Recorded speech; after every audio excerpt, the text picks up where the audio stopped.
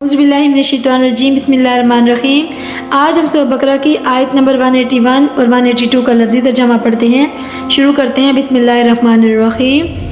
فمن پس جو خافا خوف کرے من موسن وصیت کرنے والا جنفن طرفداری او یا اثمن گناہ فاصلح پھر صلح کرا دے بینہم ان کے درمیان فلا اسما تو نہیں گناہ علیہ اس پر ان اللہ بے شک اللہ تعالیٰ غفوراً بخشنے والا ہے رحیم رحم کرنے والا ہے۔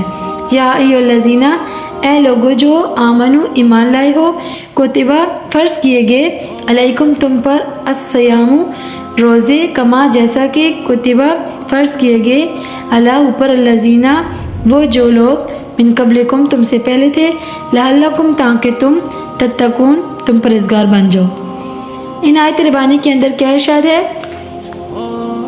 پس جو کوئی وصیت کرنے والے سے طرفداری یا گناہ کا خوف کرے پھر صلح کرا دے ان کے درمیان تو اس میں کوئی گناہ نہیں، بے شک اللہ بخشنے والا رحم کرنے والا ہے۔ اے لوگو جو ایمان لائے ہو مومنو تم پر روزے فرض کیے گئے ہیں جیسے تم سے پہلے لوگوں پر فرض کیے گئے تھے تاکہ تم پرہیزگار بن جاؤ۔